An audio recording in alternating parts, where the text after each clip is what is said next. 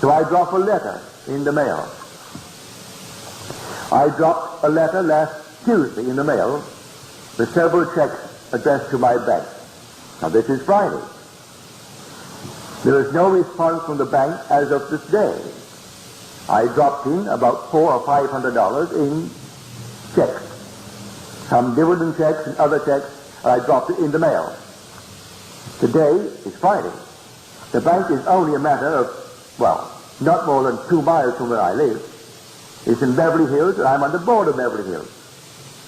Yet there was no response from the bank, and they always send back a receipt of that deposit and enclose another envelope where I can use it for the next deposit. But here, it didn't come back. Am I concerned? I'm not concerned. I dropped it in the box at the corner of our street on Tuesday around 2, maybe 12, I would say. And here is now Friday, and it didn't come back. But I am not concerned. It has its own appointed hour, and it ripens and it will flower. And to me it seems long. Wait, for it is sure, and it will not really be late. So it will come either tomorrow or it will come on Monday. But it will come. So the same thing is true with us. If I imagine a state, well then let me completely assume that it's done. And then wait. 3 months ago, a lady who comes here occasionally, not very often, maybe it's about 5 months ago before I went to San Francisco, she wrote me a letter and she said, I have some property. And I want $650,000 for it. That's multiple units. So as I got the letter, I simply sat in my chair, I saw in my mind's eye, and I congratulated her on her good fortune, having unloaded the property. She said, I've had it long enough. My husband left it to me when he died, and I'm now tired of taking care of it, taking care of all the units. So I would like to sell it and get the money, and I'm asking $650,000. So I simply did exactly what I would do for anyone. I assumed that she had sold it. I haven't heard one word from her. She was here opening night. But yesterday came a lovely letter from her,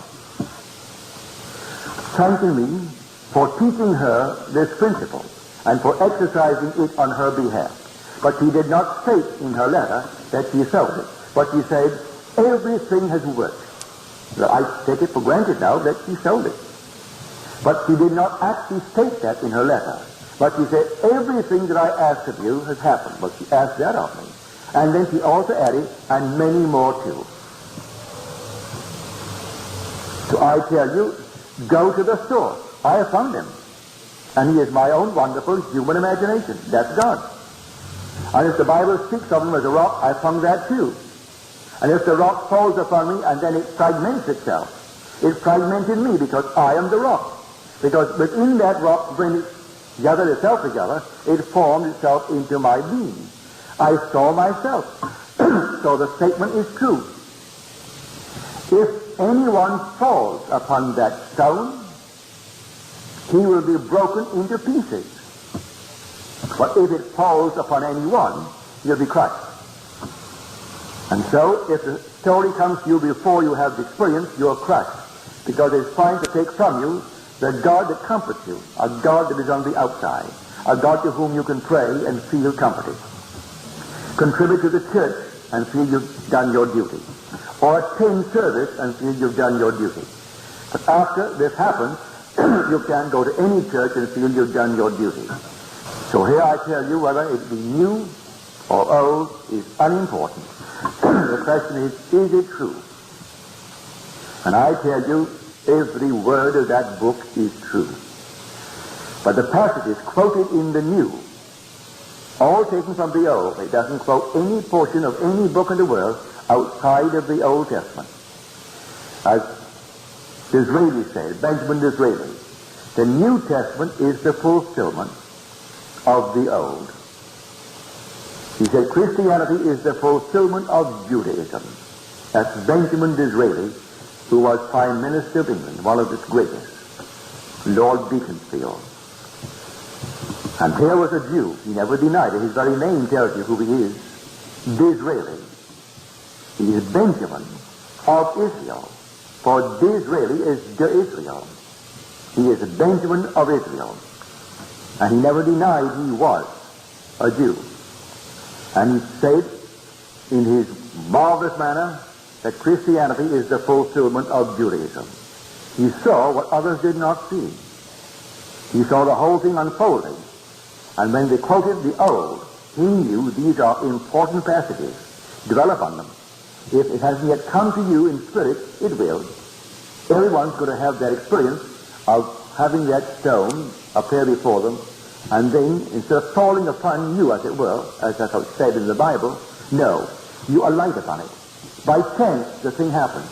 For that's what the word means. To fall, in the concordance, is to light upon. Through the idea of alighting, like a bird in flight, lighting upon a twig. So, by chance, you come upon it. And then, as you contemplate it, it fragments. And then goes back together, but not as a stone.